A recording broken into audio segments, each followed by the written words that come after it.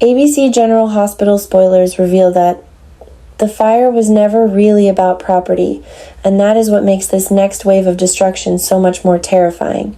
In Port Charles, flames are never just flames. They are messages, warnings, declarations of war sent by men who no longer believe in restraint.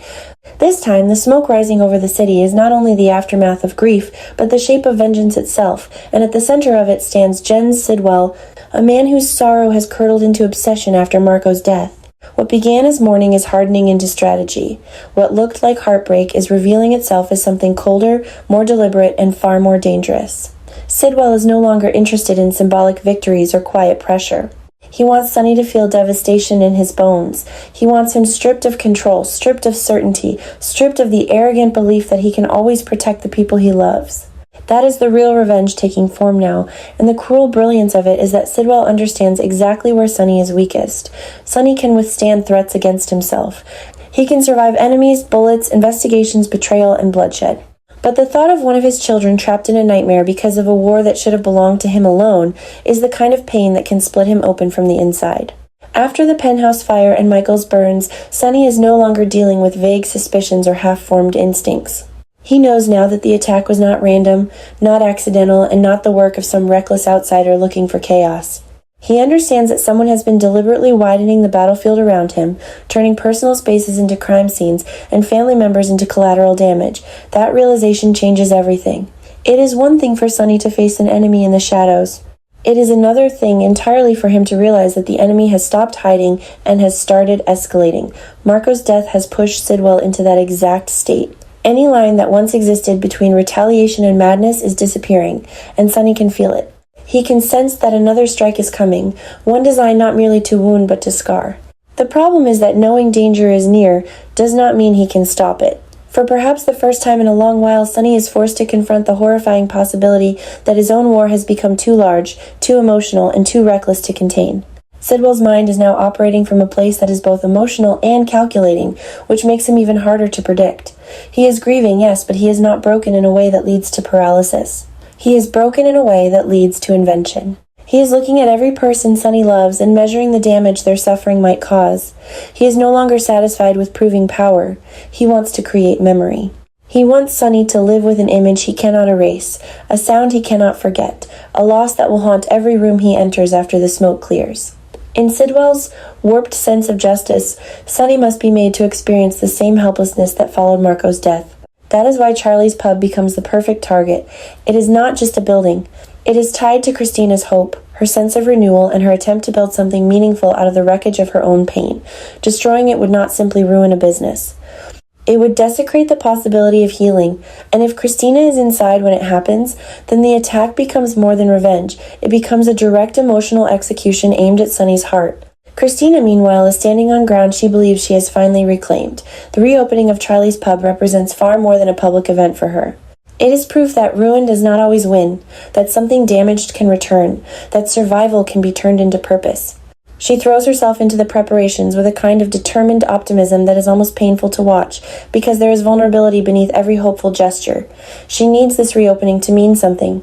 She needs it to tell her that her life is not defined by chaos, that she can still create joy in a city obsessed with tragedy, but that very hope makes her a target. Kristina does not see herself as a symbol in Sonny's war, yet that is exactly what she becomes in Sidwell's eyes. She is not merely Sonny's daughter. She is the place where his pride, guilt, and love intersect. She is the one person whose suffering could force him to feel everything he has spent years compartmentalizing. That makes her dangerous to his enemies and tragically exposed. The terrible irony is that Sonny starts seeing the pattern too late. He recognizes Sidwell's hand in the violence surrounding him, and once he connects the penthouse fire to Michael's injuries, his instincts go into overdrive. The old Sonny returns in flashes. The cold vigilance, the tightening circle of protection, the refusal to dismiss any threat as coincidence. Yet, underneath that hardened exterior is something more unstable than he wants anyone to notice. He is rattled. Not because he fears Sidwell's arrival, but because he fears the consequences of underestimating a man who now has nothing left to lose. Sonny begins making hard choices, pushing people away for their own safety, trying to increase security without spreading panic, and quietly preparing for the possibility that Sidwell's next move will be theatrical, devastating, and timed for maximum emotional impact. But every protective measure Sonny takes only sharpens his private torment. He knows that the more he closes ranks, the more his children become conscious of the danger surrounding them. He is trying to shield them from fear, while also silently admitting that fear is justified. That contradiction eats at him. Michael's suffering only deepens Sonny's unraveling. The memory of seeing his son burn because of an act meant to send a message is something Sonny cannot let go of. It becomes a source of rage, guilt, and self-reproach. Michael's pain is no longer a warning from the past. It is evidence that Sonny's enemies have already crossed into unforgivable territory. That knowledge hardens Sonny's resolve, but it also darkens him. He is not simply thinking about defense anymore. He is thinking about ending Sidwell permanently before another child pays the price. Yet even that instinct is complicated by the trap Sidwell has built around him.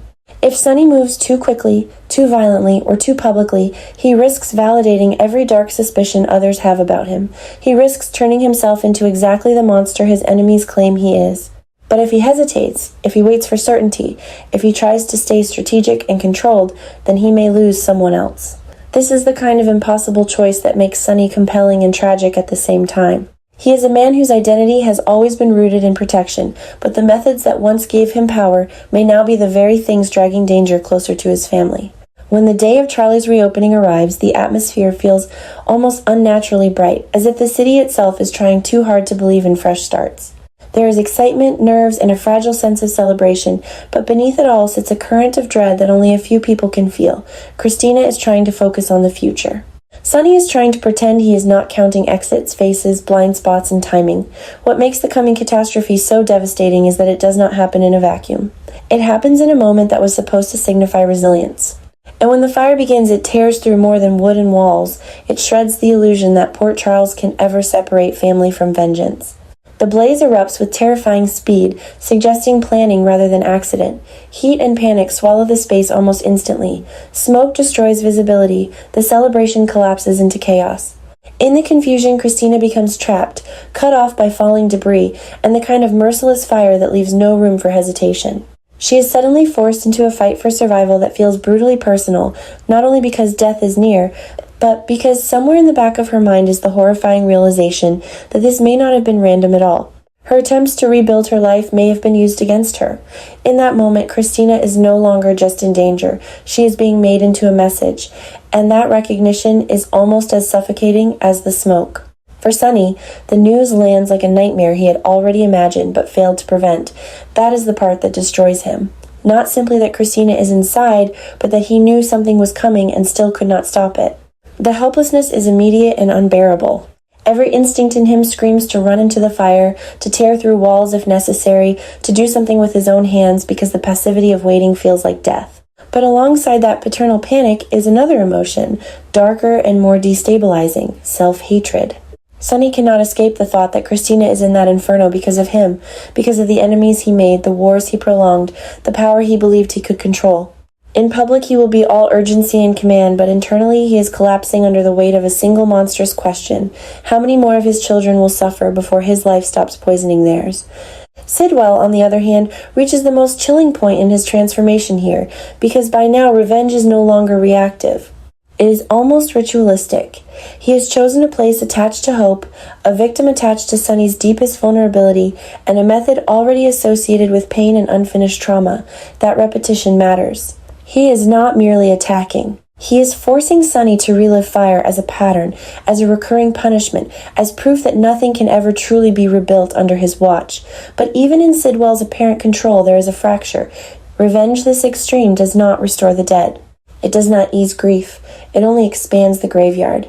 Somewhere beneath his fury is the truth he cannot bear. Marco is gone, and no amount of suffering inflicted on Sonny will change that. Yet instead of facing that emptiness, Sidwell feeds it.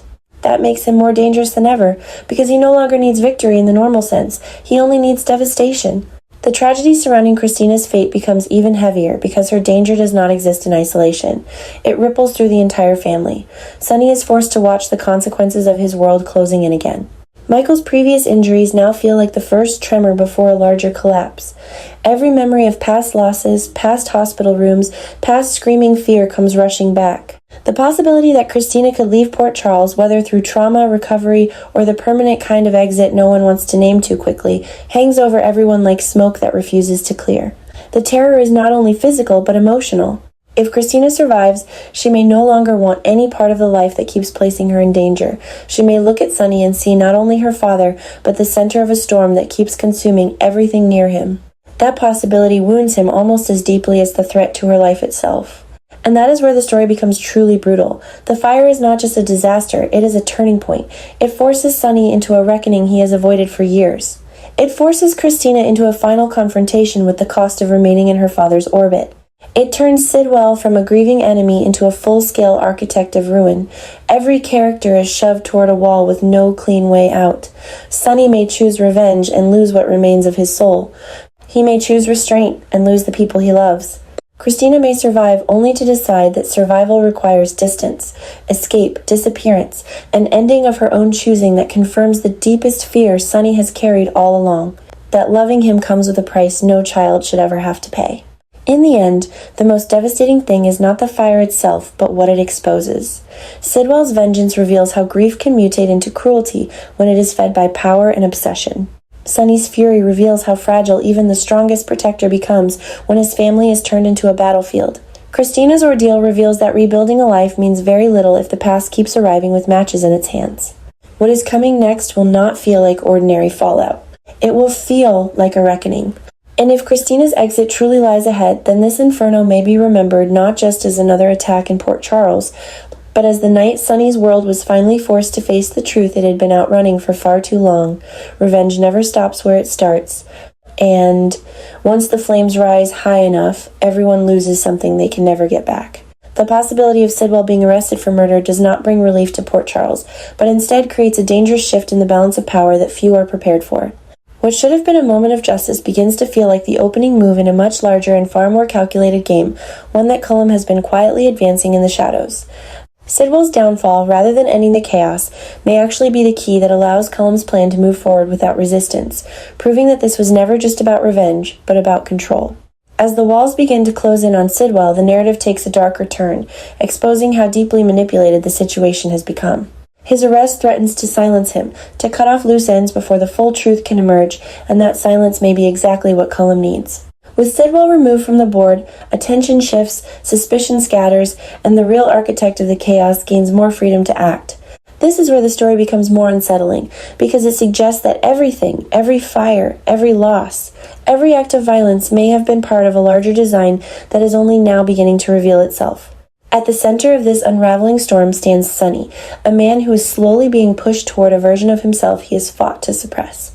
The attacks on his family, the pain inflicted on those he loves, and the realization that his enemies are not only relentless but strategic are forcing him into a corner where restraint begins to feel like weakness. This is the most dangerous version of Sonny, not because he is unaware of the consequences, but because he understands them and may choose to act anyway. His darkness is no longer just a reputation or a past identity. It is becoming a necessary weapon in a war that no longer plays by any rules. What makes this shift so shocking is not just the escalation of violence, but the emotional cost behind every decision. Sonny is no longer reacting. He is anticipating, calculating, and preparing to strike in ways that could permanently alter who he is.